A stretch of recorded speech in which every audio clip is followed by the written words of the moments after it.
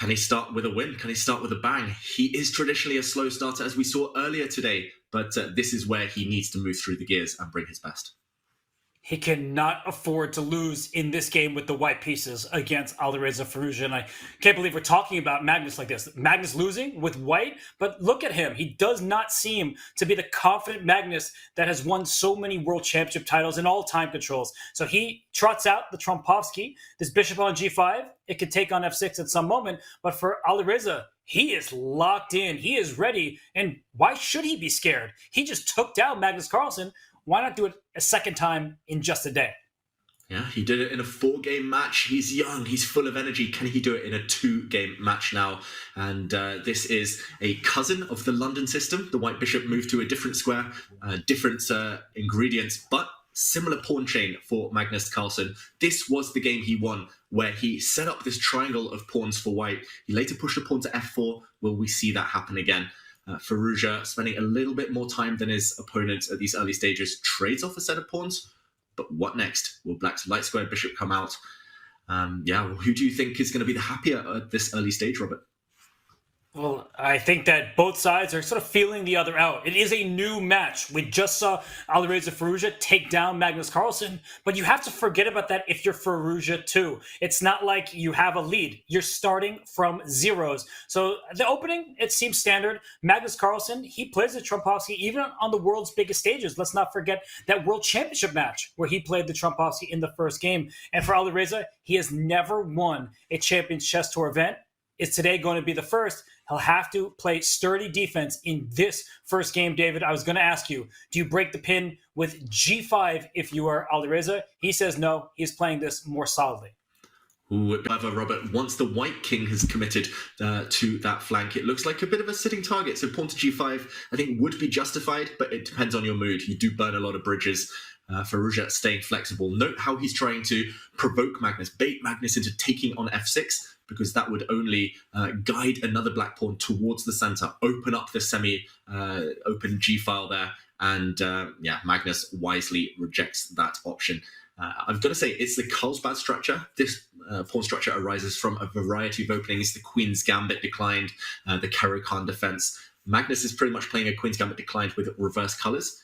But he is the world-leading expert, I'm going to say, in this pawn structure, at least in modern times. So I think a lot for him to be positive about. But pawn to h5, Robert, this is Firouzja at least hinting that he might attack. He can at some point continue throwing pawns at the board, but not yet. That point is not now because the knight on f3. And look at Firouzja go. He has this triangle of pawns here with a bishop. They're all working together quite nicely. It's an odd formation. I haven't seen it very often, but a bishop on f5 helping these pawns. Everything is defended. So no holes in Black's position in terms of targets to attack, but maybe some holes in terms of squares, the dark squares. We've talked about this theme a lot today, that maybe White can use those to his advantage if he can keep his king safe and sound. Yeah, the pyramid of power. That's what I call that pawn chain, Robert. And actually, Firouzja is one of the leading experts in the Caro-Kann defense. And in the exchange variation of the Caro-Kann, this is a really common pattern. You see this exact pawn structure for Black. You see the bishop planted on this f5 square. So he's using kind of all of that experience, pattern recognition from a different opening, and he's utilizing it here against Magnus Carlsen. So queen to d2, I think you're right. Magnus is going for the dark squares. Watch out for Magnus to play a move like queen to f4 even on the next turn, offering a queen trade, trying to gain that grip, trying to capture towards the center. Yes, White's got double g pawns. They might be even better as doubled f pawns. But this is really the players just tiptoeing around each other. And just before I could say it, Firouzja, castles queenside, he means business. This is back to him kind of playing confidently, Robert. We saw a bit of a lull from him for those 2 games. He got the job done with a draw in the last one, but after a fast start, he quieted down. Now he's out for blood again.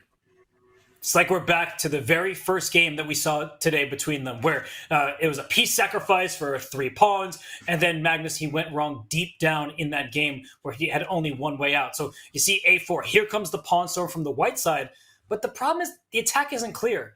b5, the knight goes to a5, you have the dark squares under control. You usually start with your outermost passed pawn, and we can use that pawn as a battering ram, but as soon as there's pawn contact, Black shuts the door. So that is the idea from the Black side. And what Black going for the attack, g5, h4, this pawn is frozen in place. So, David, I actually see the makings of an attack from the black side a little bit more easily than I see them from the white side.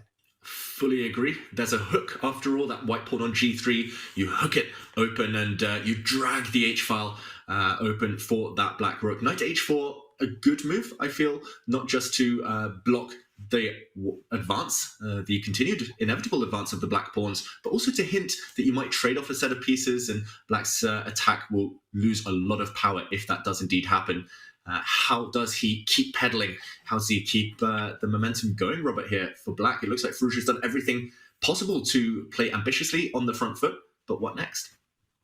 What do they say? A knight on f8, there is no mate. A knight on f1, there is no fun. f3 controls this g3 pawn with the knight on f1. So you can boot the black knight out of there. So I love this move, knight h4, as you said, hinting at a capture on f5, stopping this h-pawn from pushing forward and opening up the gateway to kick this knight out of g4. Suddenly, my mind has changed. Magnus makes what seems like an innocuous move, but it carries several different ideas behind it. And for Alireza Firouzja, is it time to strike with a move like e5 in the center?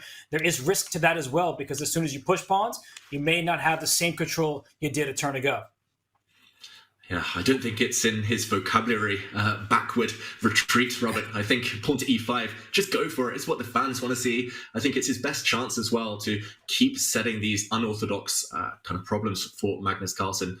Pawn to e5, just going for glory, breaking through the center. You can play on the king side later. I love that move, but also a move like knight to e7, maybe not Firouzja's instinct, but kind of fundamentally sound. This definitely feels like the calm before the storm. Look at those accuracy levels. Both players playing provocative, ambitious chess, but also just really, really strong chess. So, okay, key moment. And Firouzja, clock time not on his side. A long think right now. Will it be a wrong think? That's the question.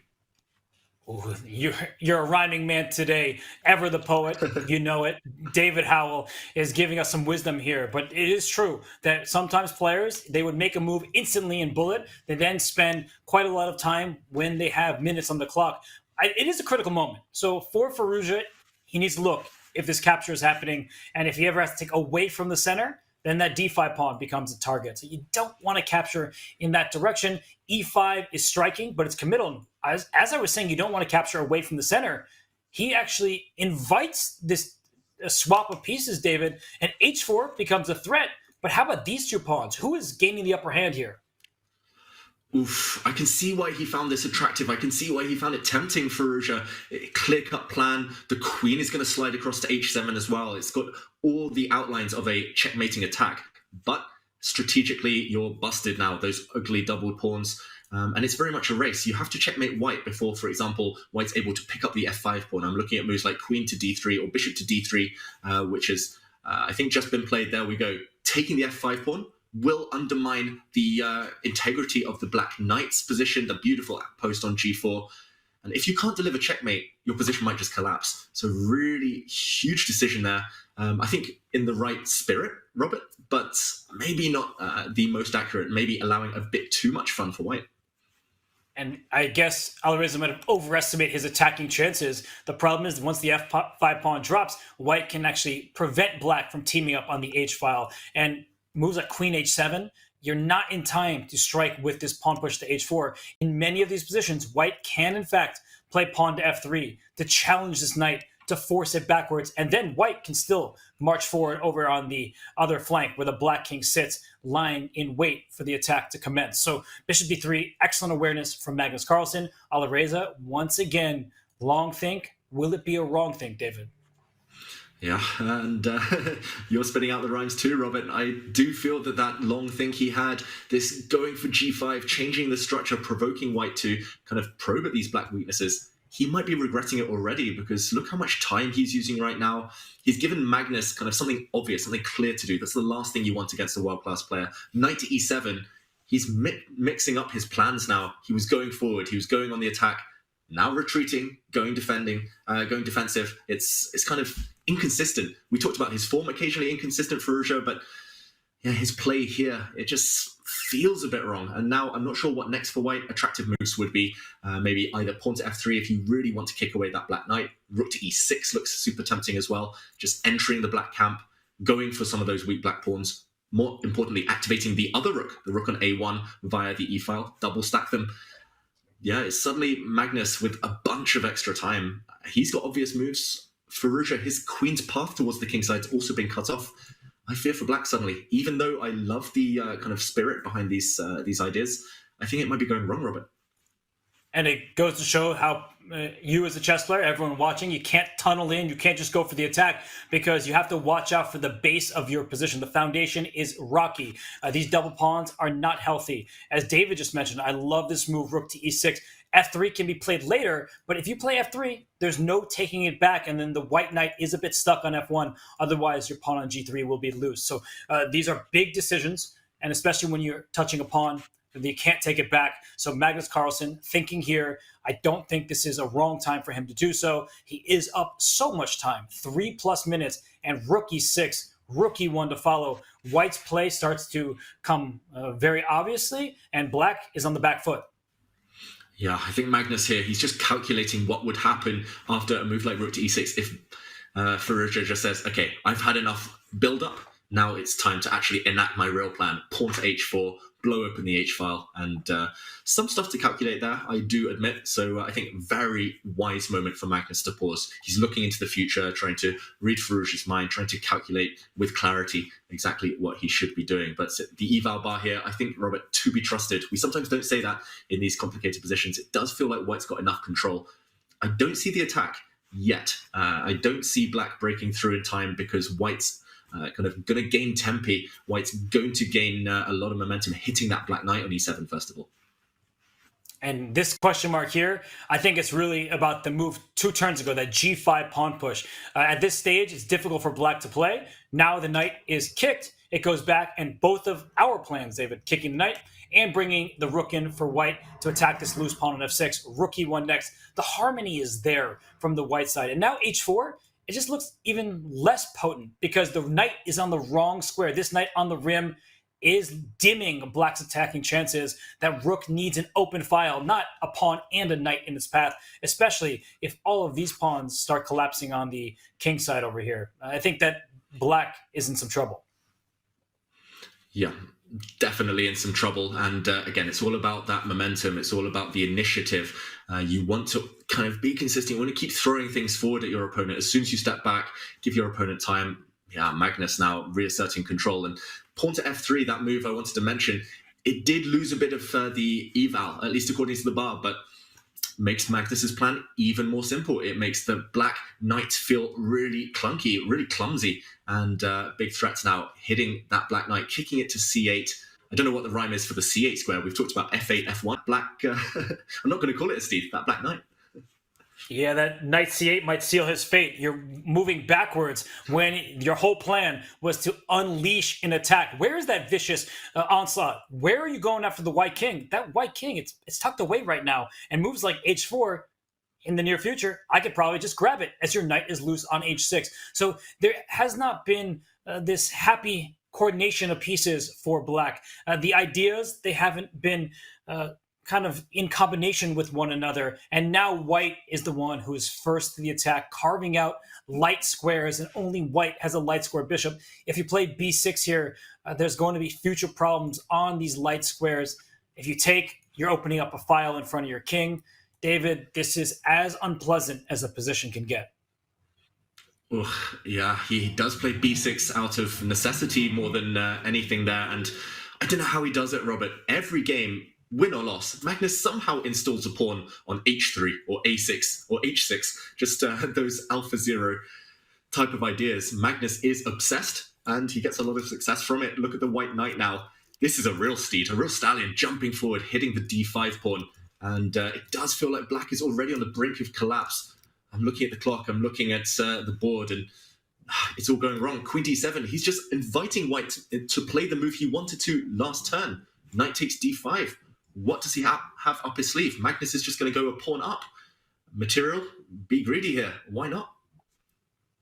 Greed usually isn't good, but in this particular position, I think white can snag the pawn, and Magnus Carlsen successfully does. So the pawn is captured, and wow, what a move from Alireza. Knight to e4. Magnus, he doesn't seem particularly impressed. I don't think he believes in it, but what an idea from the 20-year-old player, Alireza Firouzja. He has disconnected these white rooks from one another. That means that queen takes e6 can be played if white just tries to grab a quote-unquote free piece.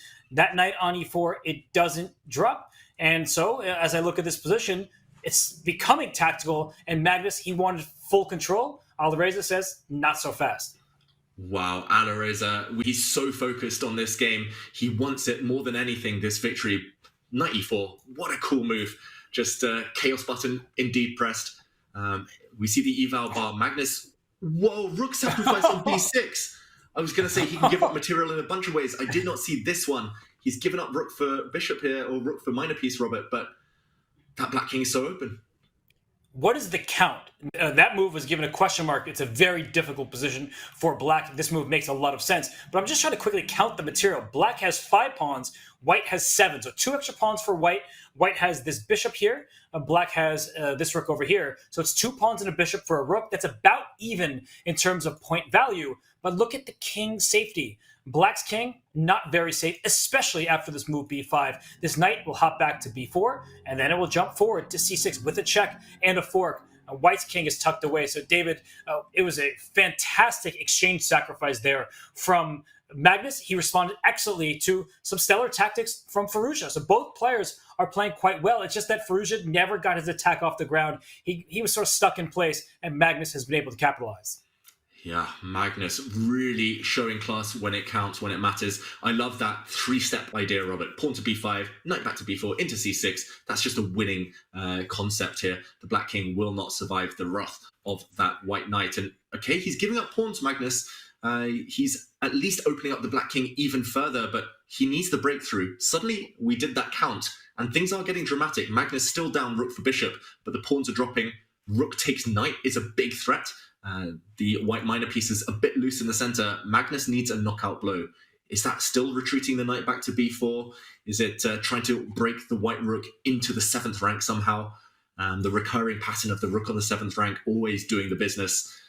Accuracy required. Magnus needs to stop, think, and calculate, because this is the type of advantage that's winning, but could disappear in one move.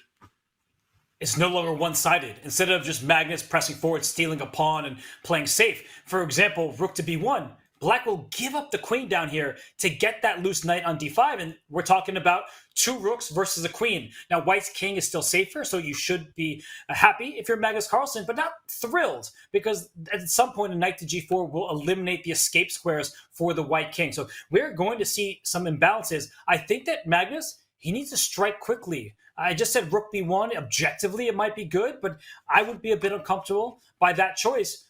Can I throw anything else out? I want to get my rook to e7, but David, as you pointed out correctly, this knight on d5 is loose. These decisions are not easy for Magnus, who dropped 1 pawn and could drop another in the future. Yeah, really not easy for Magnus. I think he knows that rook b1, objectively, he's still doing well. That position you highlighted, the queen probably better than the uncoordinated black rooks, especially because black's king's still a target. But in balanced positions, that's where Firouzja does thrive. And the longer it goes without kind of landing that knockout punch and failing to checkmate the black king, the more nervous Magnus is going to get. We see it in terms of his time usage here, down under 3 minutes. I'm still predicting rook b1, Robert, because there's no other obvious moves that call out. Knight to b4, maybe the kind of backup plan if you didn't see anything better. But wow, c4, dynamite on the board. It's a pawn sacrifice. He's doing it the brute force way. There's another path in for the white rook, Robert. I love that move because without pawns, you open file. So if that black queen took that pawn c4, rook c1 would have hurt. Now knight to b4, that move looks great. I mean, the c6 fork, we've already been talking about it. Now it hits the royal family. All of the pieces, the royal fork hitting them with check, knight b4, exclamation point, and that could be the dagger. That could be the final touch. Black now needs to cover the c6 square, needs to hope that Magnus jumps in at the wrong moment. Rook to c8, strictly obliged. I don't see anything else at all. Otherwise you resign, you get forked, and the game is up. But 17 seconds for Firouzja. He does play that move. The problem is the white bishop can move. Rook e7 is coming. Pawn to c5 will blow open more lines. White's queen can move, threatening knight to c6. It feels like something is crumbling. Look at that poor black knight. All of the rhymes we come up with that we talk about really kind of applicable, really relevant right now.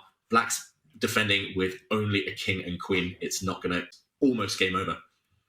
Knight on h6 ain't in the mix, and that's part of why Black is in trouble. And here, I like your c5 move a ton. It doesn't give Black the obvious response. It's trying to set up knight c6 check with some deadly forks and trying to remove the guard of the queen on a5. So Magnus Carlsen, he's sitting and thinking, knight c6 check, probably winning for white, but he doesn't necessarily want to rush it because if you start trading off too many pieces, maybe that gives Black some faint hopes of survival. He goes for it. The evaluation bar, David, it really tanked quite a lot here. As Black can scoop up this a6 pawn, we'll have even material. Wow, it plummets. Magnus, he knows he was winning, or he knew he was winning, but he cashed in too soon. And now, Robert, this could be a turnaround. It could really turn. The black a pawn's alive, the black knight off the rim, off the h6 square. It's back in the mix. And, okay, one more move. I was going to say, if the black king came across to b6 into c5, Black would have been totally fine, but Magnus's pawn's still rolling. I think he's just about evaluated this correctly. He's aided by the fact Firouzja has no time. 7 seconds left. The pawns are running. Rook to e6 looks so strong right now. But Magnus, he didn't find the most incisive way. I think nerves are kicking in. The most accidents happen nearer the finishing line. And okay, could we still see this turn knight to d4? Magnus now, how is he going to finish? Whoa, Robert, a sacrifice. We reacted the same time in the same way, giving up the rook because this pawn would promote. That was sick stuff from Magnus Carlsen because other moves would have given Black some chances. And Magnus, he played the move the blue arrow indicated. Perfect stuff from him. Perfect play. Magnus Carlsen with a winning endgame now, but still how to push those pawns through. You don't want to get them blockaded on light squares. Don't allow the black king to come over. First, he boots the black knight out of the center. And now, how to keep pushing. I don't think Black is threatening to take the pawn on c5. There will be a check with rook to e8. But Magnus ticks under the 1 minute mark. King to f2. He's doing it the slow way. He's trying to be slow and sure about it. But now a check, Robert, and White's going to make a new queen. There was really no stopping the win for Magnus Carlsen. Alireza plays a couple moves, but you could tell that look on his face. He can't believe what has happened, but the game is done. Magnus Carlsen wins the first game. What a comeback from the champ, David. He was on the back foot. He lost the grand final, but it's reset, and he successfully has hit the reset button.